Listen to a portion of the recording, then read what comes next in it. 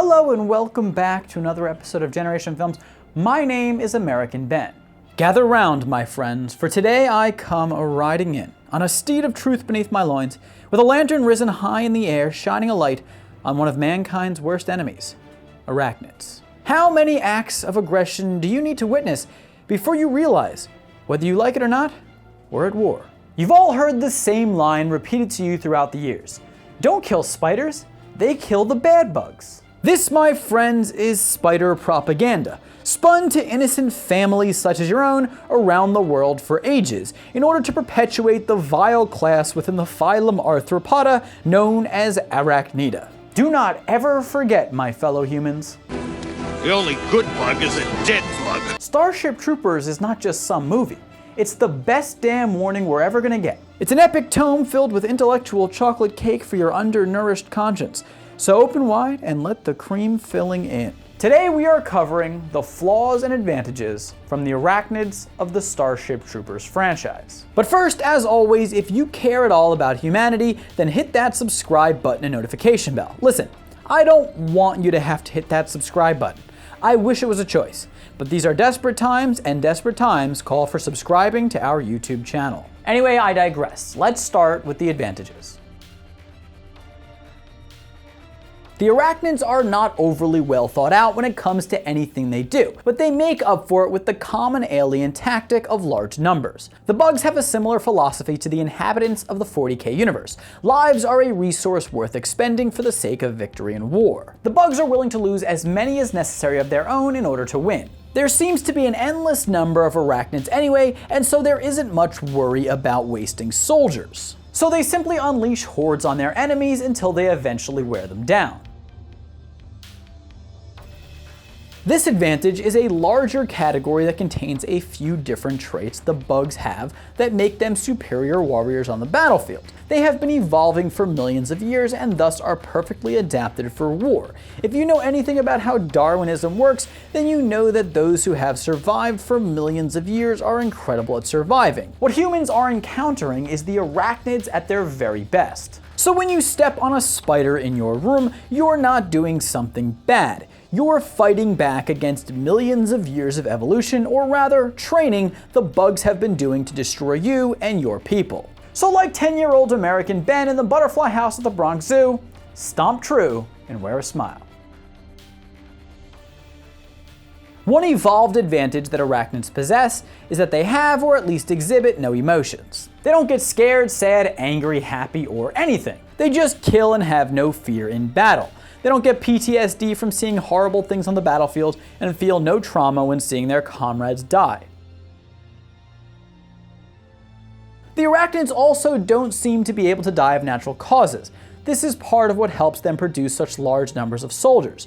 There's no life expectancy, so as long as one doesn't die in battle, they won't die. This also helps to provide their armies with superior experience, as their leaders have most likely been alive for ages and have seen action in countless battles. It does kind of suck for them that they are guaranteed some sort of painful death, but until that moment they have endless life. But, as a counterpoint, Come on, you hey! You want to live forever?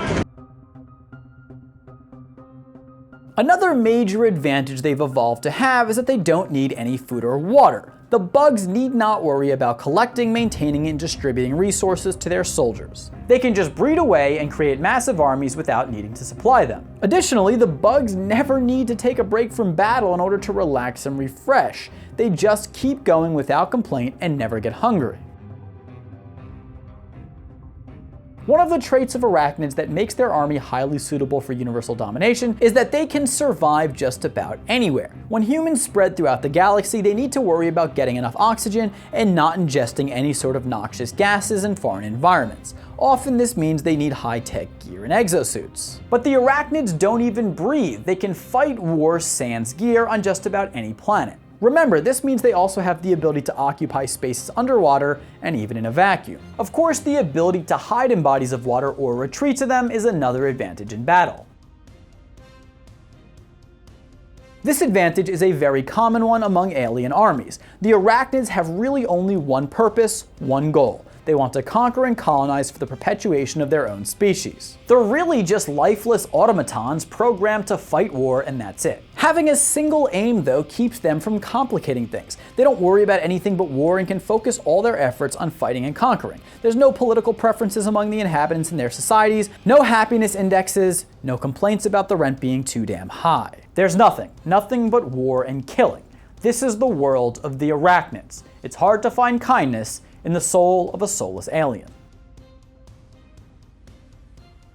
One advantage arachnids have in combat is that they can execute their atmospheric attacks on enemies from far away. Plasma makes this all possible, as the arachnids can launch bug plasma at planets and obliterate entire cities, as we saw when they launched a bug meteor all the way from the Clendathu system to Earth and wiped out Buenos Aires. The bugs are already proficient at invading planets with their hordes of ground forces. With their ranged attacks, they can wipe out much of their target before ever invading in the first place, setting them up for a smooth ground invasion. Speaking of plasma, the arachnids also have a special class of soldier called a plasma bug. These plasma bugs are the ones used to launch plasma from their abdomens into orbit. Their plasma blasts are so powerful that they can deflect asteroids or rip capital ships in half. Plasma bugs are often used in planetary defense roles as anti-aircraft and artillery units. The God Bug, known by the name Bamcodal, is the highest caste member of the arachnids. The God Bug is a massive creature deeply connected to the planet it inhabits, as its appendages are rooted beneath the planet's surface and are used to capture and kill prey. The God Bug is capable of killing just about any being anywhere on its planet, and can speak through other organisms using their dead corpses as puppets. The tentacles which the God Bug houses in its mouth allow it to absorb memories of other organisms as well, including humans. Okay, you've sat patiently as I've gone on and on about all the advantages of the arachnids, but fear not, because they have some flaws as well, as even a perfect alien is still an alien. Arachnid ships are nothing to rave about, but they do seem to fully serve the needs of the bugs. The mainstays of the arachnid fleet are ships called transport bugs, which are giant bugs themselves that serve as organic starships for the arachnid horde. They are well protected on the outside thanks to the giant bug's hard shell, and can carry a very large number of bugs, with the super transport bug being 10 times bigger still and able to carry an entire army of arachnids, a queen, a battery of plasma bugs, and several regular transport bugs. The ships are also capable of interstellar FTL travel and at the same time are capable of atmospheric entry. However, the reason we have to list ships as a flaw is because the transport bugs don't possess the level of offensive weaponry that other alien space fleets boast. Of course, the arachnids simply don't care much about losing large numbers in ground invasions anyway, so their fleets only matter so much. Still, the arachnids are not capable of space combat to the same level as other alien armies. The bugs also have no tactics. As we've discussed, this is largely because they're often successful in just unleashing hordes of bugs on their enemies with no real plan. But still, they can be felled through good planning and strategy, and is why small forces of humans have been able to overcome their onslaught. Sure, we know they have plasma, but for the most part their weapons and tech are just themselves, and they are very powerful. But ultimately they have inferior weapons and technology to humans. And as time passes, it's likely that the gap in innovation and technology will only become more acute. Humans can keep inventing more and more powerful weapons, while the arachnids continue to live in their savage ways, hoping that raw numbers make up for their lack of guns. But when the hordes of bugs gets to be too much, it's time for humans to call it a day, pat themselves on the back, hit the beach, and let the Q-bomb take care of everything else. The brain bug is one of the higher ranked arachnids. They are highly intelligent and boast telepathic powers that allow them to keep their colonies under control and running smoothly. The brain bug can also absorb knowledge directly out of the mind of another being using its proboscis. However, the brain bug is more of a hindrance to the arachnids than an advantage. If the brain bug goes down, the colony goes down with it, and the brain bug is not very capable of defending itself or attacking enemies, as it's slow and can't move much at all.